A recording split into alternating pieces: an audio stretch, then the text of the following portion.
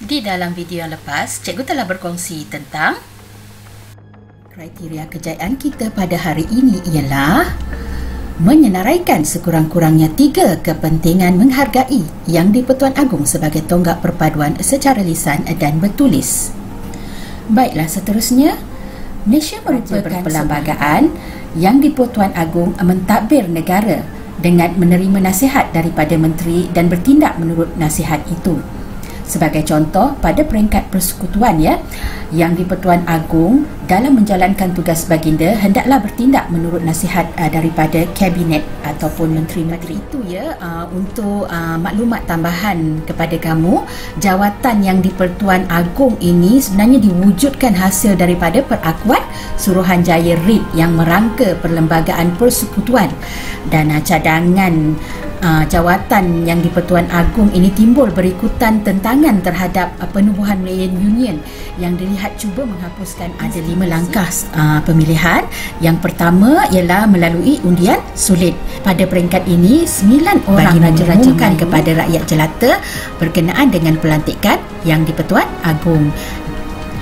Dan yang terakhir ialah lafaz sumpah yang di-Pertuan Agong akan menandatangani surat sumpah di dalam majlis permasyuran yang di-Pertuan. Majlis Raja-Raja telah dikanunkan mengikut perkara 38 Perlembagaan Persekutuan.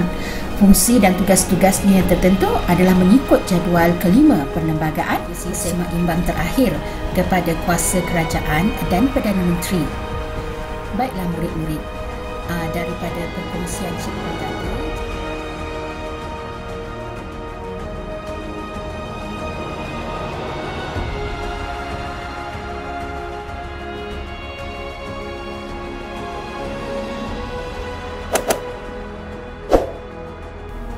Assalamualaikum warahmatullahi wabarakatuh dan salam sejahtera cikgu ucapkan kepada semua murid-murid cikgu di luar sana.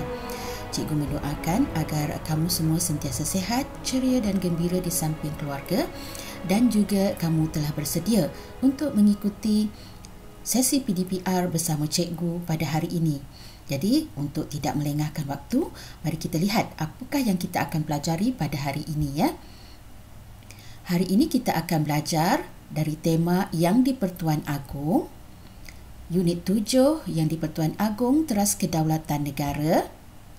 Topik kita pada hari ini ialah istiadat pertabalan yang di-Pertuan Agong dan bidang kuasa yang di-Pertuan Agong, iaitu dari buku teks muka surat 95 dan 97. Sementara itu, standard kandungan kita ialah 8.1 institusi yang di-Pertuan Agong. Standard pembelajaran kita ialah 8.1.3 menyatakan istiadat pertabalan yang di-Pertuan Agong dan 8.1.4 menyenaraikan bidang kuasa yang di-Pertuan Agong. Objektif pembelajaran kita pada hari ini ialah 1. Menyatakan tentang istiadat pertabalan yang di-Pertuan Agong. Yang kedua, menyenaraikan bidang kuasa yang di-Pertuan Agong, dan yang ketiga, menerangkan kepentingan mengekalkan institusi yang di-Pertuan Agong. Manakala kriteria kejayaan kita ialah murid dikira berjaya dalam sesi PDPR hari ini sekiranya mereka dapat menyenaraikan kepentingan menghargai institusi yang di-Pertuan Agong. Baik, kita teruskan lagi. Tanpa rakyat dirajai, tiadalah raja yang merajai. Itu merupakan satu pernyataan yang sangat mendalam maknanya kerana raja itu ibarat payung yang dipertanggungjawabkan menaungi rakyat jelata dari terik sinar mentari, dan rakyat itu diibaratkan sebagai lambang kekukuhan dan kesinambungan institusi diraja. Tambahan pula, raja dan rakyat berpisah tiada. Seterusnya, di dalam sesi PDPR yang lepas, cikgu telah berkongsi dengan kamu mengenai 5 tata cara pemilihan yang di-Pertuan Agong, di mana selepas Majlis Raja-Raja memuktamadkan calon yang di-Pertuan Agong, langkah seterusnya yang diambil ialah menghantar surat pengesahan ke Dewan Rakyat dan Dewan Negara. Seterusnya, Perdana Menteri akan mengeluarkan kenyataan akhbar bagi mengumumkan kepada rakyat jelata mengenai pelantikan tersebut. Seterusnya, Yang di-Pertuan Agong akan melafazkan sumpah memegang jawatan dalam mesyuarat Majlis Raja-Raja. Dan sejurus selepas itu, Baginda menandatangani surat sumpah memegang jawatan yang dipersembahkan oleh penyimpan mohor besar Majlis Raja-Raja. Dan pada hari yang ditetapkan Kebawah Duli Yang di-Pertuan Agong dan Raja Permaisuri Agong berangkat masuk ke Balai Rung Seri Istana Negara bagi memulakan istiadat. Alunan tiupan nafiri daripada Angkatan Tentera Malaysia, ATM, dan paluan nobat daripada Kumpulan Nobat Diraja Terengganu yang memainkan lagu Raja Berangkat bergema mengiringi keberangkatan masuk pasangan diraja itu didahului Datuk Paduka Maharaja Lela yang diapit panglima-panglima yang membawa cogan alam dan cogan agama selain panglima-panglima lain yang membawa alat-alat kebesaran diraja. Dan pada waktu itu, Yang di-Pertuan Agong segak memakai pakaian rasmi istiadat pertabalan terdiri daripada sepasang muskat, tengkolok diraja, pending diraja dan keris pendek diraja. Manakala Raja Permaisuri Agong pula anggun mengenakan gendik diraja serta kalung diraja.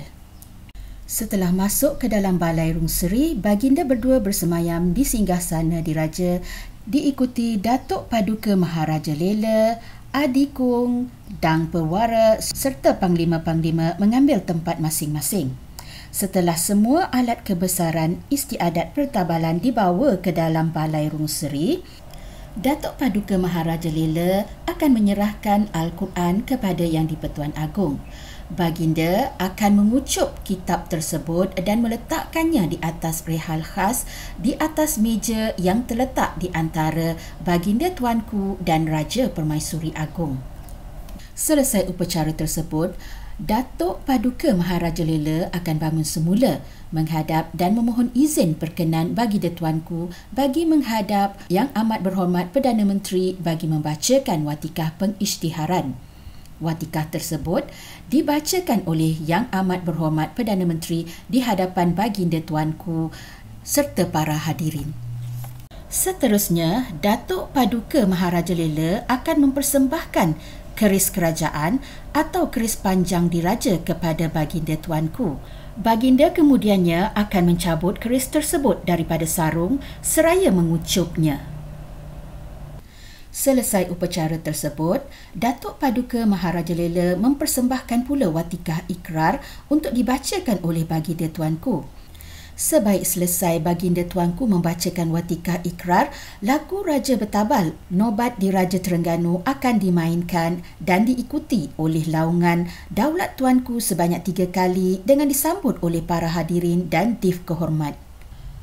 Selepas upacara itu, Yang Amat Berhormat Perdana Menteri sekali lagi akan membacakan ucapan tahniah dan ikrar taat setia diikuti titah ucapan daripada Yang di-Pertuan Agong. Setelah selesai Baginda Tuanku bertitah, doa selamat bagi memohon keberkatan pemerintahan Baginda Tuanku dibacakan. Dengan bacaan doa itu tadi, maka berakhirlah upacara pertabalan Duli Yang Maha Mulia Seri Paduka Baginda Yang di-Pertuan Agong yang penuh gilang gemilang.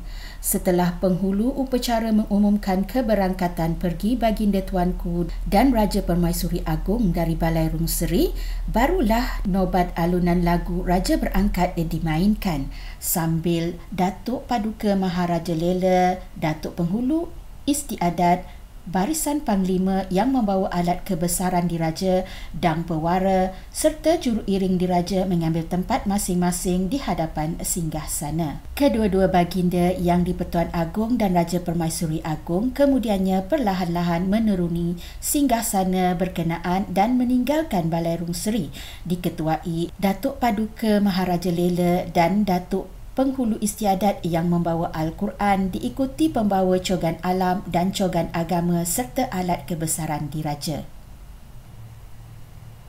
Baiklah murid-murid, serangkap pantun daripada Tan Sri Datuk Seri Utama Dr. Rais bin Yatim. Pulau Saga banyak perahu, diikat raga di bawah persada. Walau apapun akan berlaku, rakyat dan raja berpisah tiada. Pantun yang indah dan punyai makna tersiratnya ini memberitahu kita bahawa rakyat jelata dan raja saling memerlukan.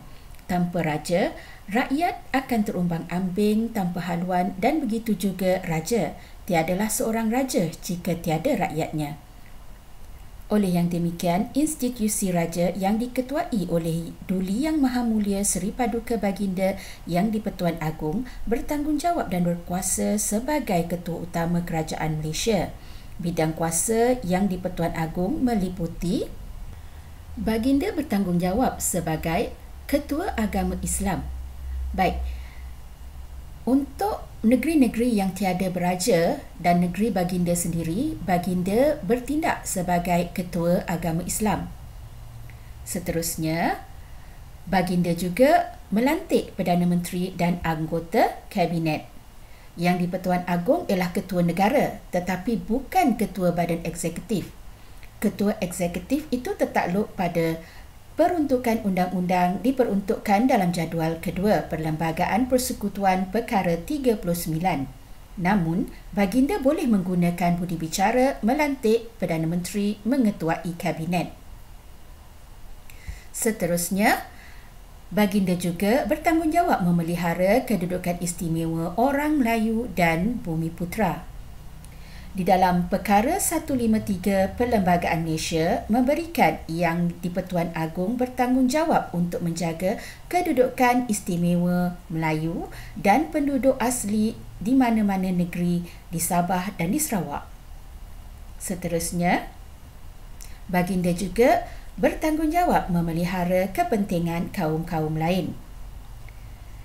Menurut Perkara 153 Perlembagaan Malaysia, Yang di-Pertuan Agong juga berperanan dalam memelihara kepentingan kaum-kaum lain di Malaysia. Baginda juga merupakan pemerintah tertinggi Angkatan Tentera Persekutuan, iaitu jawatan kanan tertinggi dalam struktur pemerintahan Angkatan Bersenjata Malaysia.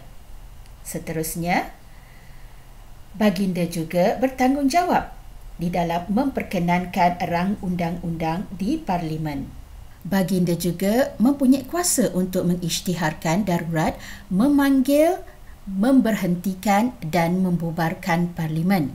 Ianya terkandung di dalam Perkara 150 Perlembagaan Persekutuan, iaitu yang memperuntukkan kuasa kepada Yang di-Pertuan Agong untuk mengisytiharkan darurat, memanggil dan memberhentikan serta membubarkan Parlimen.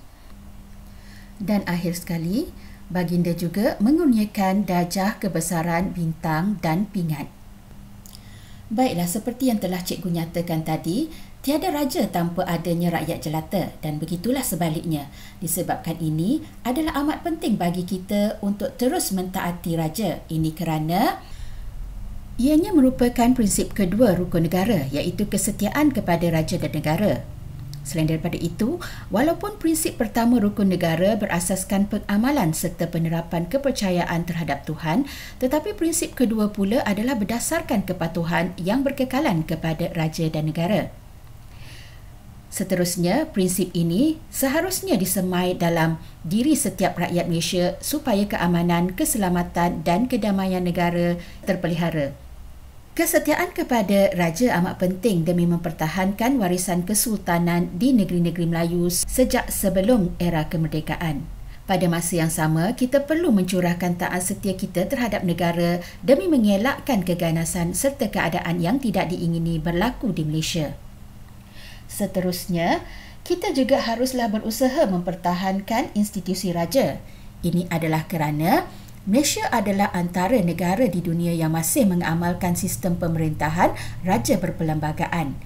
Ia merupakan warisan sistem politik yang masih kekal sehingga ke hari ini. Institusi raja perlu dikekalkan kerana ia merupakan lambang kesetiaan kepada raja. Rakyat menumpukan kesetiaan kepada negara dengan taat setia kepada raja. Selain itu, institusi raja juga berperanan menjaga kesucian agama Islam dan keistimewaan orang Melayu. Institusi raja juga menjadi lambang perpaduan rakyat jelata atau simbolik penyatuan rakyat. Berdasarkan sejarah, negara yang mengamalkan sistem beraja lebih stabil berbanding negara yang mengamalkan sistem-sistem pemerintahan yang lain. Baiklah, cikgu berharap agar apa yang telah cikgu sampaikan tadi dapat kamu fahami. Dan seterusnya seperti biasa, cikgu mahu kamu uji kefahaman kamu terhadap topik yang telah kita bincangkan tadi dengan menjawab latihan yang telah cikgu sediakan ini ya. Kamu boleh akses latihan ini melalui pautan yang tertera atau scan sahaja QR code yang kamu lihat di skrin sekarang ini. Jadi sampai di sini dahulu perkongsian cikgu dalam video kali ini. Semoga apa yang telah cikgu kongsikan bermanfaat dan dapat membantu dalam pembelajaran kamu seterusnya. Seperti biasa, jangan lupa kongsikan apa yang telah cikgu berikan kepada kamu dengan kawan-kawan yang lain ya. Ini supaya ilmu yang cikgu telah kongsikan tadi dapat dipanjang dan disebarluaskan untuk manfaat yang lain-lain. Sehingga kita jumpa lagi dalam video cikgu yang akan datang.